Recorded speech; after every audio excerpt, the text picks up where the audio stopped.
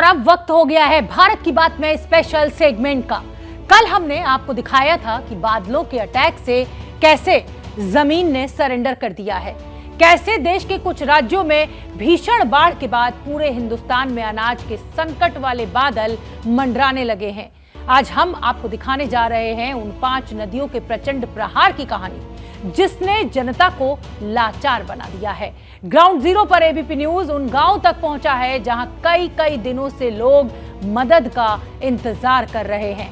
हम आपको दिखाने जा रहे हैं कि बाढ़ आती है तो अपने साथ बर्बादी का सैलाब लाती है और जब बाढ़ गुजर जाती है तो अपने पीछे तबाही के तांडव की गवाही छोड़कर जाती है।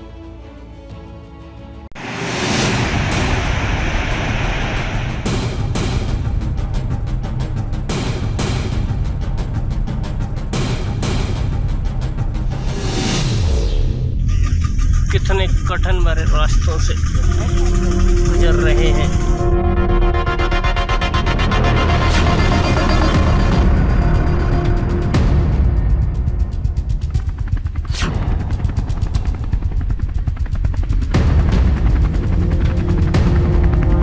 200 मकान जो जगहपुरा बस्ती है बिल्कुल खत्म हो चुका। उन लोगों के पास रहने का अभी तक कुछ भी नहीं है, खाने के लिए कुछ भी नहीं है।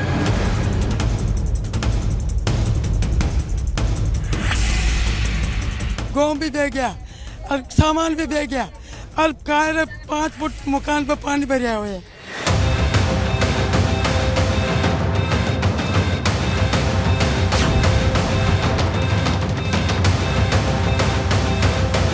जिंदगी में मतलब पहली बार देखा है ऐसा, नहीं तो 20 साल की मेरी नौकरी हो गई, कभी मैंने ऐसा दृश्य नहीं देखा।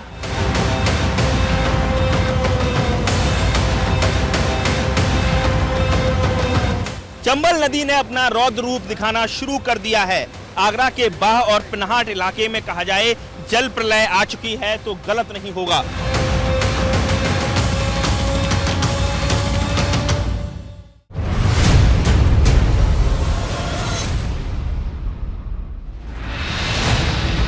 नदी जो धरती को सींचकर उसके सीने पर लहलहाती फसलों को खड़ा करती है, उसने खेत के खेत डुबो दिए हैं।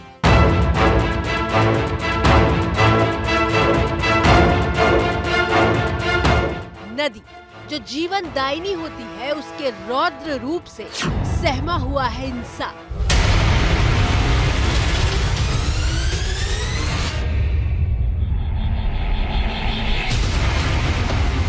नदी जो इस बात का भरोसा देती है कि उसके रहते किसान को पानी के लिए भटकना नहीं होगा, उसने खेत के साथ साथ घर में रखे अनाज को भी बर्बाद कर दिया है। आप देख सकते हैं इनके हाथों में जो अनाज है वो पूरी तरह से भीग चुका है, यानी खाने लायक नहीं है। लेकिन मुश्किल यह है प्रहलाद के लिए अपने पूरे परिवार के 15 लोगों का पेट पालना बहुत मुश्किल हो चुका है। और ऐसी एक नहीं 5 नदियों के प्रचंड प्रहार से करा रहा है हिंदुस्तान का वो हिस्सा जहां खतरे का निशान पार कर चुकी नदियां पूरे वेग के साथ गांव के भीतर दस्तक दे चुकी हैं। ये 5 नदियां हैं बेतवा, नर्मदा, चंबल, पार्वती और महानदी। शुरुआत बेतवा नदी से करते हैं, वो बेतवा जिसने मध्य प्रदेश में तबाही मचा दी है।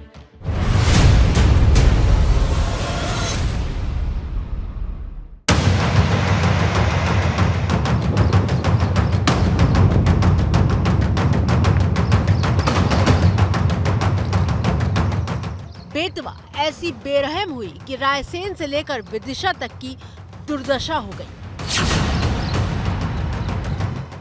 टीवी स्क्रीन पर मौजूद तस्वीरें मध्य प्रदेश के रायसेन की हैं, जहां बेतवा नदी के प्रकोप की वजह से गांव के गांव डूबे हुए हैं।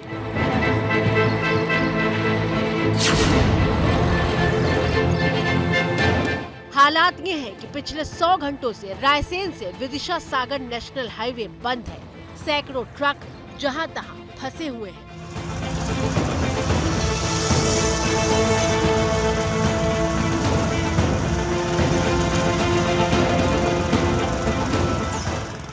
सड़क पर यह स्थिति इसलिए बनी है क्योंकि हाईवे बेतवा नदी के पानी की गिरफ्त में है। के बाद आपको गांव की तरफ ले चलते हैं, वो गांव जो टापू बन चुके हैं क्योंकि चारों तरफ बेतवा का पानी है।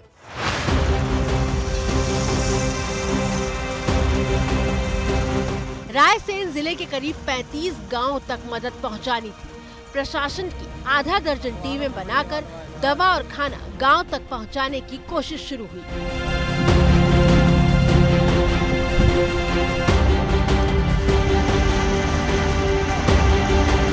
लेकिन इस गांव तक पहुंचना इतना आसान नहीं है। जरा इस रास्ते को देखिए, कौन कहेगा कि इसके बीच से होकर गांव का रास्ता जाता है।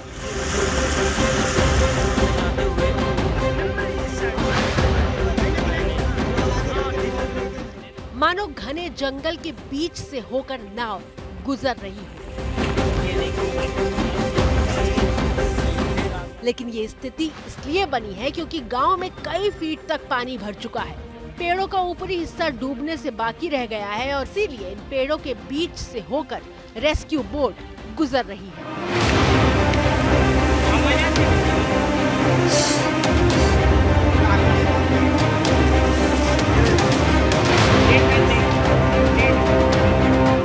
कई बार बोट फंसती है तो हाथ से टहनियों को हटाकर आगे बढ़ना पड़ता है। देखिए आप, ये देखिए बिल्कुल झाड़ियों में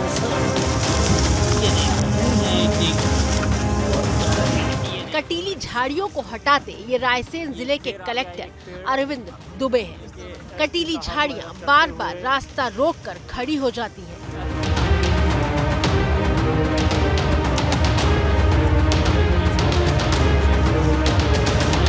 कई बार रास्ता भटकने के बाद रेस्क्यू बोट उन गांव तक पहुंची जो टकटकी लगाए मदद के इंतजार में डूबने से बच गए गांव के आखिरी हिस्से में मौजूद थे।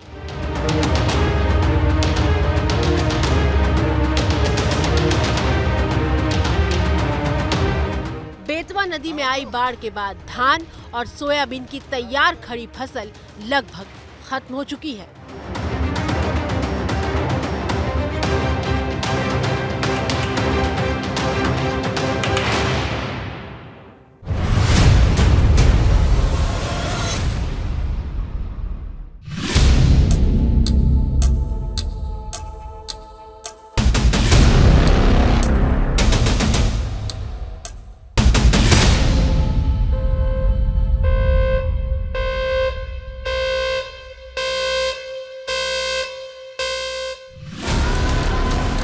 एबीपी न्यूज संवाददाता ब्रिजेश राजपूत कैमरामैन होमेंद्र के साथ रायसेन जिले में रेस्क्यू बोट के जरिए उस कयामपुर गांव तक पहुंचे जो 5 दिनों से बाढ़ के पानी में घिरा हुआ है।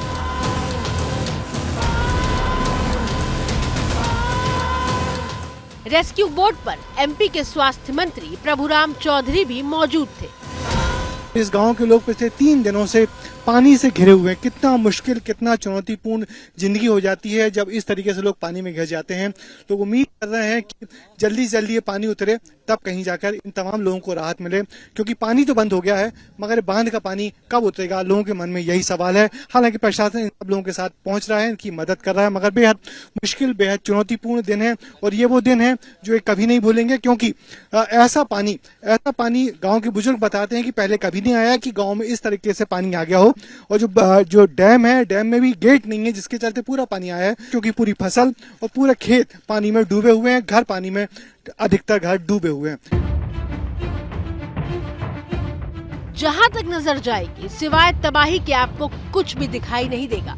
पानी इतना ज्यादा है कि नाव हिचकोले खाती रहती है, कब संतुलन बिगड़ जाए इसका डर बना रहता है। ताजा स्थिति यह है कि आसमान ने बरसना बंद कर दिया है, लेकिन डैम से छोड़ा गया पानी इन गांवों के लिए आफत बनकर आया है। मध्य प्रदेश में पिछले 2 दिन से बारिश तो नहीं हुई है, मगर बारिश के चलते जो बांधों में पानी भरा था उसका बैक वाटर गांव पे असर कर रहा है।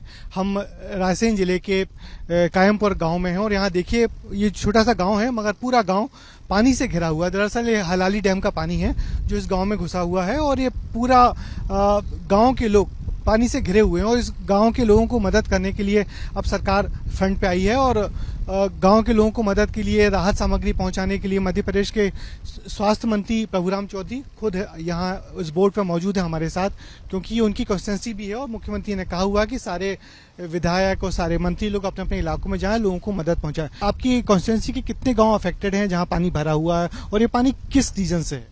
मेरे विधानसभा क्षेत्र के लगभग 35 गांव इफेक्टेड हैं और पानी के अधिक के भराव के कारण बेतवा नदी का जो पानी बढ़ा उससे अनेक गांव हमारे इफेक्टेड हुए हैं। गांव के बुजुर्ग कहते हैं कि पूरी जिंदगी बीत गई लेकिन बेतवा का ऐसा प्रकोप कभी नहीं देखा था। और ये देखिए, जब बेतवा की बाढ़ में फंसी महिलाओं और बच्चों को रेस्क्यू बोट के जरिए बाहर निकाला गया तो अपने आप को इस हालात से लड़ने के लिए भजन गाकर भरोसा देने की कोशिश हो रही थी।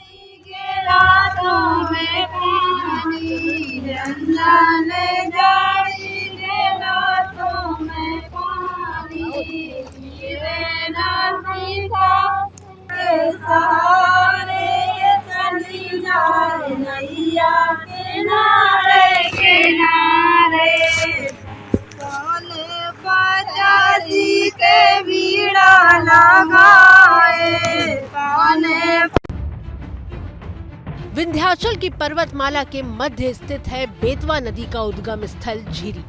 बेतवा मध्य प्रदेश के रायसेन जिले से निकलती है और फिर भोपाल, विदिशा, झांसी, ललितपुर होकर बहती है। बेतवा नदी 480 किलोमीटर लंबी है जो हमीरपुर में जाकर यमुना से मिलती है।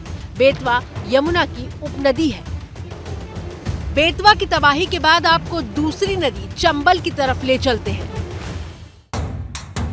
टीवी स्क्रीन पर आपको गांव में पुआल वाला एक घर डूबा दिखाई दे रहा है। ये घर चंबल के कहर की कहानी सुना रहा है। पुआल वाले घर की छत का 1 इंच भी भीगा हुआ नहीं है, लेकिन पूरा घर डूब गया है क्योंकि ये यूपी के आगरा के उस हिस्से की तस्वीर है जहां बारिश तो बहुत कम हुई है, लेकिन राजस्थान और एमपी में भारी बारिश के बाद बैराज से चंबल नदी में जो पानी छोड़ा गया उसके बाद चंबल नदी खतरे के निशान को ही पार कर चुकी है।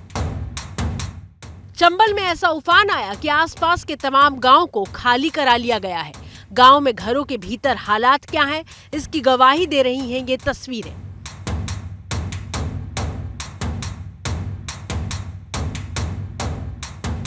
चंबल को यमुना की मुख्य सहायक नदियों में गिना जाता है। चंबल 3 राज्यों से होकर गुजरती है। मध्य प्रदेश, राजस्थान से होते हुए चंबल आखिर में यूपी में यमुना में आकर मिलती है। चंबल नदी 1024 किलोमीटर लंबी है। पौराणिक मान्यता कुछ ऐसी है कि चंबल को शापित नदी कहा जाता है।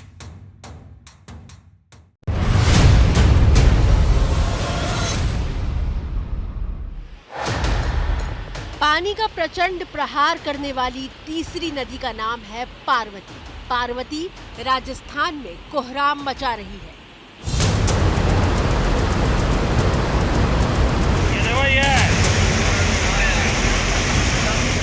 पार्वती नदी मध्य प्रदेश से राजस्थान के बारा आती है। बारा से कोटा होते हुए चंबल नदी में मिल जाती है। राजस्थान का बारा बाढ़ के बाद कैसे कराह उठा है, ये देश को दिखाने के लिए एबीपी न्यूज संवाददाता मनीष शर्मा ग्राउंड जीरो पर पहुंचे। राजस्थान और एमपी में भारी बारिश के बाद राजस्थान के कोटा संभाग में हाहाकार मचा है। एबीपी न्यूज की टीम सबसे पहले बारा के अंता में आने वाले बालदड़ा गांव पहुंची, जहां गांव का पूरा विकास पानी लील चुका है। सबसे पहले देखिए गांव के पंचायत भवन के भीतर नदी ने कैसा प्रहार किया है। मैं इस वक्त राजस्थान के बारा जिले के अंता के एक गांव में हूं और इस गांव का हाल आप ऐसे समझ सकते हैं कि यहां पर मध्य प्रदेश से लगातार आए पानी को काली सिंध के बांध से छोड़ा गया और उसके बाद ये पानी लगातार गांवों में घुसता चला गया। पानी की अगर बात की जाए तो पंचायत समिति का ये भवन है और आप अगर देखें कि मेरे कद से भी ज्यादा यानी कि लगभग छत की हाइट तक यहां पर पानी भरा था। अब पानी निकल चुका है लेकिन बर्बादी के निशान बाकी हैं और इस बर्बादी से बाहर आने में न जाने कितना वक्त लगेगा। ये है अहम दस्तावेज जो कि पंचायत भवन में थे, लेकिन लेकिन अब ये बिल्कुल रद्दी हो चुके हैं। पूरा का पूरा रिकॉर्ड भीग चुका है और अब ऐसे में लोगों के जो जरूरी दस्तावेज हैं उनको कैसे मिल पाएंगे, ये एक बड़ा सवाल है। पानी अब निकल चुका है, लेकिन अब इस पंचायत भवन को एक बार फिर से संभालना एक बड़ी चुनौती होगी। सारे सरकारी दस्तावेज तबाह हो चुके हैं। पंचायत भवन के बाद आपको आंगनबाड़ी केंद्र ले चलते हैं, जहां पानी निकलने के बाद मलबे के बीच से आंगनबाड़ी केंद्र का सामान ढूंढा और संजोया जा रहा है। पंचायत भवन तबाह हो गया, आंगनबाड़ी केंद्र मलबे के ढेर में सिमट गया और अब गांव का स्वास्थ्य केंद्र देखिए, जहां दवा से लेकर जरूरी सामान तक बाढ़ की बलि चढ़ चुका है। पानी निकल चुका है, लेकिन सब कुछ देखा जा सकता है तस्वीरों के जरिए कि किस तरीके से दवाओं से लेकर यहाँ के तमाम संसाधनों को पानी ने बिल्कुल नष्ट कर दिया। लोगों में गुस्सा है। एबीपी न्यूज ने जब उनके हालात पर मदद को लेकर सवाल किया तो सरकार की सुस्त चाल पर उनका रोष फूट पड़ा। कोई भी नहीं आया हमसे कहने की भाई निकलो, सामान समेटो, बच्चे को निकालो, बुजुर्गों को निकालो। गांव वालों ने मदद की अपनी टूपों से, उससे निकले हम, उनको लेके गए। प्रशासन ने तो सूचना दी, न किसी तरह की कोई भी वो नहीं थी हमारे लिए व्यवस्था। लाइट भी हमारी है ना शाम को काटी गई है। कनेक्शन में कच्चे पक्के तारे थे ना, तो फोन कर करके हम कनेक्शन कटवा रहे हैं कि लाइट काट दो, करंट आ जाएगा, फैल जाएगा। बताओ, सब बह गया। गायों का पता नहीं है, गेहूं पूरे भी गए, लहसुन हमारा खराब है, क्या खाए क्या पहने, कपड़े लत्ते कुछ भी नहीं है। सामान हमारी जरूरी चीजें, गेरूली, डॉक्यूमेंट सब खत्म है। पूरे घर भर बह गया, खावा पीवा का बह गया, नाच पानी भी बह गया, जान का नुकसान हुआ। बाकी गेहूं, कूलर, पानी सब बह गए, कूलर सब। मॉनसून के महीने में प्रहार करने वाली 5 नदियों में चौथा नाम नर्मदा नदी का है। नर्मदा, जिसे मध्य प्रदेश की लाइफलाइन कहा जाता है। नर्मदा एमपी, गुजरात, महाराष्ट्र और छत्तीसगढ़ तक को छूती है। नर्मदा नदी 1312 किलोमीटर लंबी है। नर्मदा किनारे 2 करोड़ की आबादी रहती है और ये नर्मदा जब मध्य प्रदेश में भारी बारिश के बाद उफान पर आई तो हर तरफ बस तबाही का सैलाब था।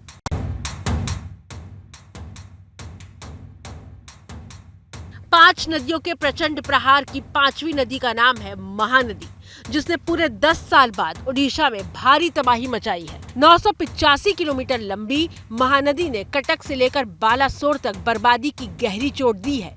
महानदी में आई बाढ़ से इस साल 10 लाख लोग प्रभावित हुए हैं। तो बाढ़ और बारिश के चलते त्राहिमाम और हमारी यही कोशिश है कि लोग किन दिक्कतों से जूझ रहे हैं, वो तस्वीरें, वो स्थिति हम आप तक पहुंचा सकें। तो फिलहाल भारत की बात में मुझे दीजिए इजाजत, कल फिर होगी मुलाकात। जैसे ही घड़ी का काटा दोपहर 2:30 पे आए, बबीता जी का दिल सास बहू साजिश के लिए मचल जाए।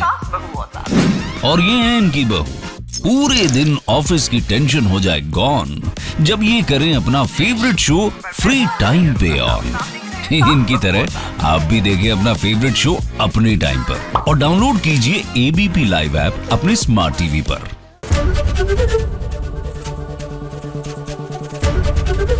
एबीपी न्यूज आपको रखे आगे।